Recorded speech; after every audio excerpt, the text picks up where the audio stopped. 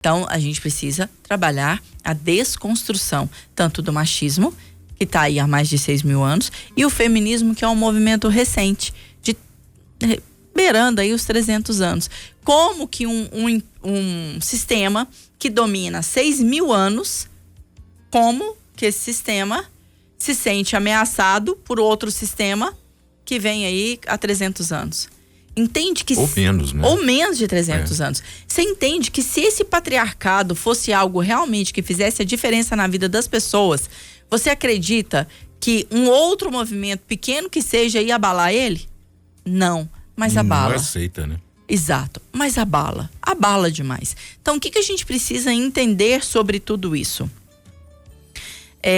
O feminismo, ele é um movimento que traz aí a luta pelo direito da mulher fazer as próprias escolhas. O feminismo não é contra homens, gente. Hora nenhuma o feminismo é contra homens. Muito pelo contrário. O feminismo vem falando assim, ó, eu, mulher, tenho o direito de fazer as minhas escolhas, e eu, mulher, sendo homoafetivo ou não, que não tem nada a ver com o feminismo, nada a ver, eu aceito o homem porque eu entendo que eu preciso do homem aqui do meu lado. Só uma informação. Sim. O movimento feminista contemporâneo, sim, surgiu nos Estados Unidos na segunda metade da década de 60 e se alastrou para diversos países industrializados entre 1968 e 1977. A reivindicação central do movimento feminista contemporâneo é a luta pela liberação das mulheres. Exatamente. Na década de 60, você sabe por quê, Tony? Por quê? Por causa da invenção da pílula anticoncepcional. A mulher se sentiu livre para ser dona do próprio corpo, porque até então o sexo para ela era só para procriação. Mas antes disso já tinha movimento feminista? Já tinha. Na verdade, há um movimento, eu esqueci o nome da mulher, mas ela é na Inglaterra, e ela era de uma família, eu esqueci o nome dela, depois eu até trago aqui. Era de uma família muito rica do interior da Inglaterra, e o pai bebia muito, e o pai maltratava a mãe e as filhas. Ele só tinha filha, Tony, e ele quebrou. Nossa. Ele perdeu a fazenda, perdeu os bens em torno aí das bebidas, das orgias. E essa mulher, ela ainda jovem, ela vai para a França trabalhar na França para sobreviver, e lá ela passa a ter contato com escritores, e foi mais ou menos na época da Revolução Francesa, onde se falava-se de fraternidade, igualdade, e aí já começa a ideia da mulher também poder votar, da mulher poder escrever, da mulher poder ler, gente, aprender a ler e escrever, tá? Então, os primeiros relatos do feminismo dá-se em torno aí há 300 anos, justamente nessa mulher, e ela era babá, foi trabalhar de babá, conheceu alguns escritores famosos. É muito legal a história dela, sabe, Tony? Então, assim, é um movimento que começou pequenininho e foi crescendo, enfim, nós ainda temos muito o que fazer. E ele é tão forte, mas é tão forte, Tony, porque muitas mulheres morreram, gritaram, perderam suas vozes, para nós estarmos aqui hoje. Se hoje eu estou aqui com você, ao vivo, falando de temas tão polêmicos, é porque mulheres lá atrás defenderam o meu direito de estar aqui. E sofreram muito para isso. Não, e muitas perderam as vidas. Sim. E se eu tô aqui, no mínimo, eu tenho que honrá-las e dar sequência a esse movimento de libertar a mulher desse machismo estrutural, desse patriarcado que vem para dominar. Isso é tão sério, mas tão sério que eu vou trazer alguns dados aqui para você, recentes, Tony. Década de 70, quando eu nasci, tinha mulher que não tinha CPF. Porque a família falava, você não precisa de CPF, quando você casar, você usa do seu marido. Que absurdo, né? Famílias A minha mãe não tem sobrenome do pai dela, porque quando a minha mãe nasceu e o meu avô foi registrá-la, o meu avô falou assim, ela não precisa do sobrenome meu. Quando ela casar, o marido dela dá um sobrenome para ela. E isso, muitas mulheres viveram isso, Tony.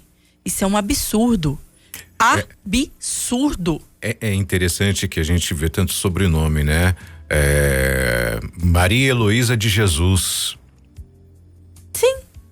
E que na verdade o de Jesus não era sobrenome. Mas entrou como nome aí, tipo assim, porque queria para suprir e fez uma homenagem a Jesus, por exemplo, e deixou de colocar o Silvio Santos, o Souza no nome dela, entende? Na década de 70 a mulher passa a ter autorização para trabalhar sem a autorização do marido ou do pai. Tão recente, puderam ontem, né? Aqui, ó. Ontem. Aqui, não tem 50 anos. Não tem, Tony. 100 anos que a mulher vota. Votar. Tony, a Lei Maria da Penha, ela não tem 20 anos. Até 20, assim, menos de 20 anos atrás, se essa mulher apanhasse, esse marido batesse nela e ela fosse na delegacia denunciar esse marido dela, o delegado chamava o marido e falava assim, sua mulher tá falando aqui que você bateu nela, é verdade? O cara vai falar, bati. Eu bati, vai. Entende que tudo isso é conquista de movimentos feministas, de mulheres que se declaram feministas e que buscam o direito da mulher de fazer as escolhas, o direito de ir e vir, o direito de ser defendida, o direito a poder trabalhar ou a querer ficar em casa, entende? Nós temos muito a evoluir ainda, mas é muito a evoluir, como, por exemplo, a disparidade de salários. A mesma função, homens ganham mais, mulheres ganham menos. Isso não existe não. Não existe não. Existe. Não existe não. Começa a fazer pesquisa nas empresas, não precisa sair de patrocínio para fazer isso não. Não é mulher. Aqui em patrocínio tem empresa que até pouco tempo atrás, hoje eu não sei mais, mas há pouco tempo atrás, há menos de 10 anos atrás, quando as mulheres eram contratadas, a empresa, o RH da empresa perguntava, você tem pretensão de ter, você é casada? Não, sim. É casada? Você tem pretensão de ter filho? E se ela falasse que sim, anotava-se e fazia uma tabelinha nessa empresa para estabelecer quando essa mulher podia engravidar, meio que para fazer rodízio no departamento para saber quando um engravidava e outra não, Tony. Um absurdo um negócio desse, exploração. Entende? Isso não existe, tá? E aí nós temos, o que acontece? O movimento feminista, ele vem aí, são mulheres que muitas vezes nem se declaram feministas, mas elas lutam por políticas públicas efetivas. Te dou um exemplo básico. Hoje, dia 30 de janeiro desse ano de janeiro, porque janeiro pra mim foi um ano. Essa década de janeiro, né? Foi um ano, misericórdia, que ano grande. Que mês gigante é esse, mas graças a Deus um mês maravilhoso, e que se o meu 2024 for baseado no meu janeiro, eu já tô rindo daqui até aqui, de feliz. Eu tava comentando mais cedo com um colega nosso, falando, nossa, que ano é esse? Falou, não, ainda não acabou o mês de janeiro. Desse jeito.